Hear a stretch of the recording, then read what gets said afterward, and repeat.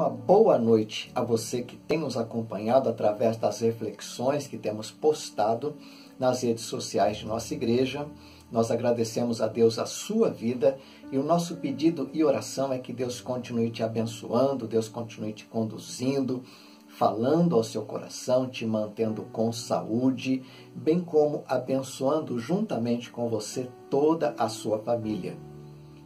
Nós temos um único versículo da Palavra de Deus para lermos neste momento e para a nossa breve reflexão, que se encontra na carta de Paulo aos Romanos, capítulo 1, verso 16, onde faremos a leitura da primeira parte do versículo, na Nova Versão Internacional, o verso que nos diz assim: Não me envergonho do Evangelho, porque é o poder de Deus para a salvação de todo aquele que crê. Eu gostaria de falar muito brevemente sobre o tema envergonhar-me de quê? Certamente o apóstolo Paulo está se dirigindo a uma grande metrópole. Muitos acreditam que, no mínimo, Roma tinha cerca de 1 milhão de habitantes na época em que ele dirige a sua carta àquela cidade ou aos cristãos daquela cidade, que era a capital do grande Império de Roma. Outros também elevam o número de habitantes a aproximadamente 4 milhões de pessoas vivendo ali naquele lugar. Quando Paulo então escreve esse texto aos crentes de Roma, ele está afirmando que não se envergonhava do Evangelho, porque ele tinha a certeza absoluta de que o Evangelho era o poder de Deus para a salvação de todo aquele que crê. Na verdade, a palavra não é era, a palavra é. O Evangelho é o poder de Deus para a salvação de todo aquele que crê. Naquela grande metrópole, naquela grande cidade, a classe social ou as classes sociais se dividiam. Ali existiam escravos, existiam os pobres, existia a classe elitizada, existia aqueles políticos, existia os soldados do império. Havia uma diversificação de pessoas morando naquela grande cidade. Certamente, as grandes cidades sempre trazem atrativos, trazem entretenimento para a população, mas, ao mesmo tempo, muita gente acaba sofrendo com a pobreza, com o abandono. Muitas pessoas acabam sofrendo com as enfermidades, muita gente acaba sofrendo com a falta de bens, mas tantas outras pessoas também têm abundância de bens e vivem muito aquém das necessidades das pessoas que mais precisam. Neste ambiente de diversificações, até mesmo diversificações culturais, o apóstolo Paulo cita este texto. E é interessante que na sua primeira frase ele diz: não me envergonho.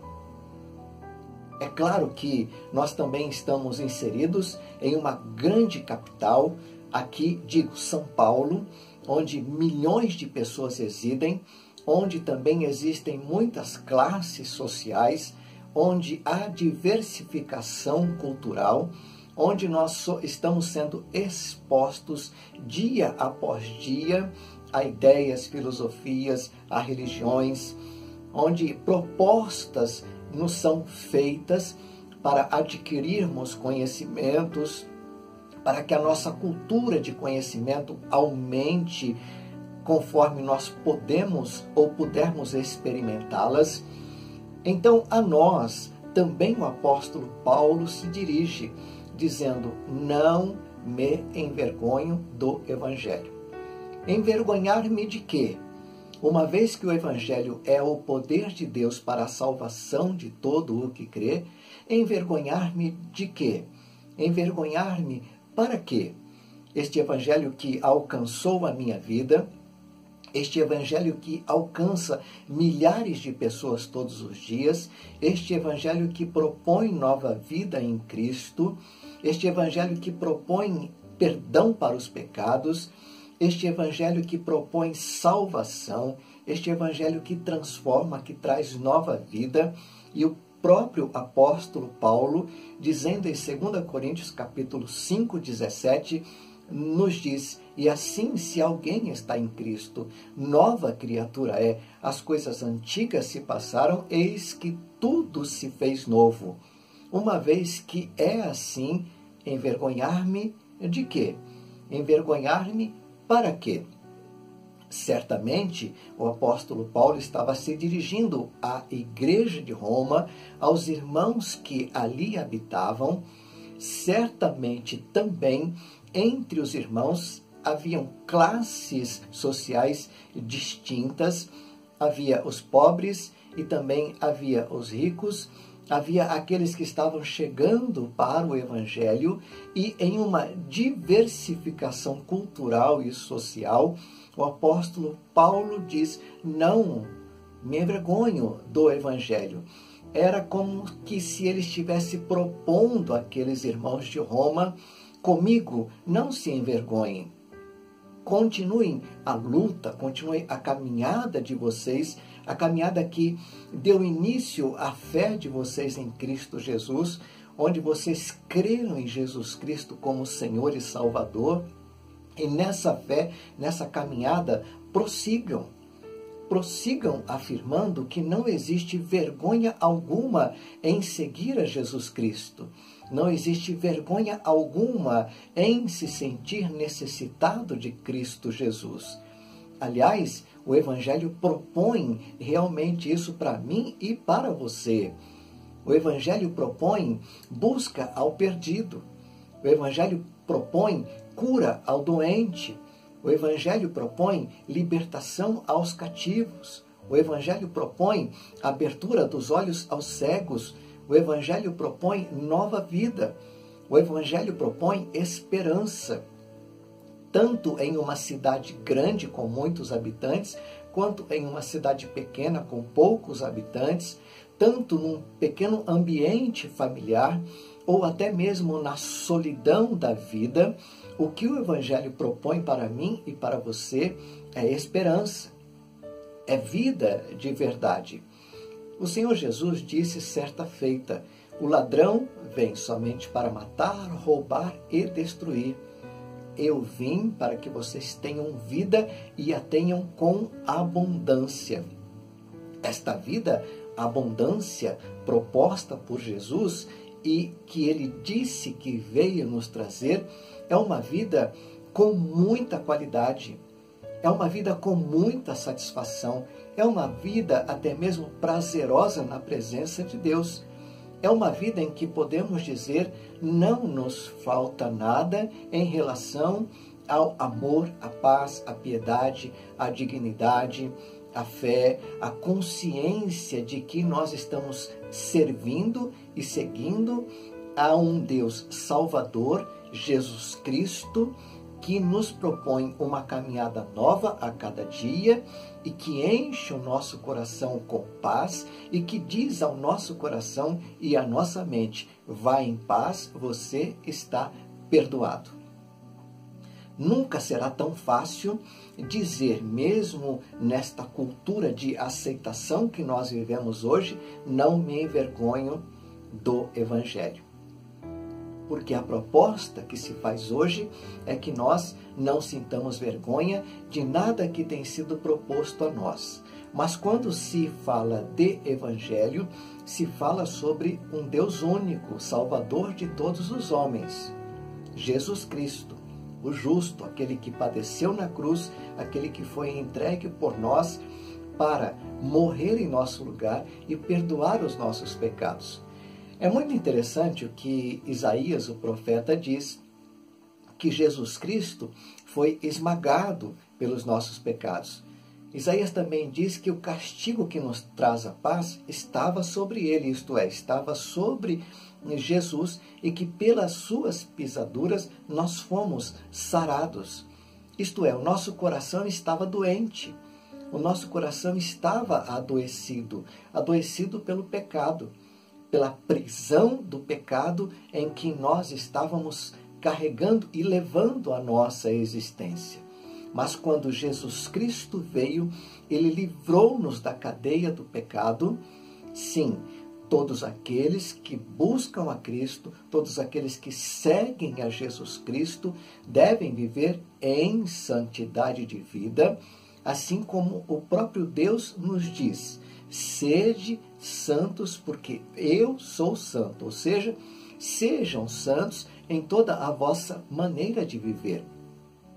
É muito interessante que também lemos na palavra que sem a santificação ninguém verá o Senhor.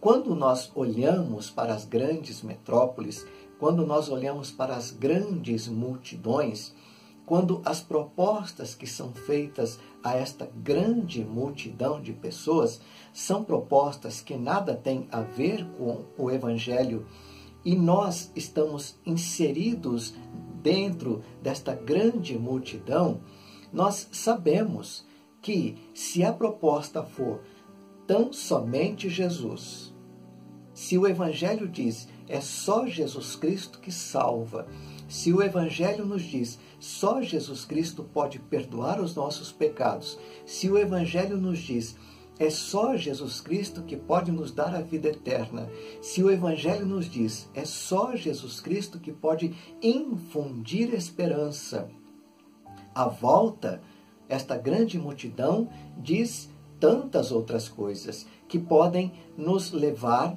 a pensarmos que seguir a Cristo é perda de tempo. Mas o Evangelho nos diz que seguir a Cristo é uma nova vida. É boas novas. O Evangelho é poder de Deus. Se o Evangelho é poder de Deus, ele tem poder para transformar vidas. Ele tem poder para transformar mentes. Ele tem poder para transformar corações. Ele tem poder para transformar uma família. Ele tem poder para transformar uma cidade, um país, um mundo. O Evangelho tem esse poder, porque o Evangelho não é tão somente uma palavra. O Evangelho é uma pessoa. O Evangelho é Jesus Cristo, Senhor nosso e Salvador nosso. O nosso único Senhor, o nosso único Salvador. Aquele em quem podemos depositar toda a fé e toda a confiança para a nossa salvação aqui, agora e também na eternidade. Quando o apóstolo Paulo afirma que não se envergonhava do Evangelho, ele cria no poder do Evangelho. Ele cria no poder de transformação que o Evangelho oferece, que o Evangelho é para mim e para você. E o Evangelho é poder para a salvação. O Evangelho é como se fosse uma grande explosão no interior do coração e mente do ser humano. O Evangelho leva o ser humano a ver Deus em seu eterno amor, a entender o verso de João 3,16 de uma forma que nos completa e nos leva a crer nesse amor, quando lá nós lemos: porque Deus amou o mundo de tal maneira que deu o seu Filho, para que todo aquele que nele crê não pereça, mas tenha a vida eterna. O Evangelho explode em nós interiormente e nos mostra o caminho a ser seguido.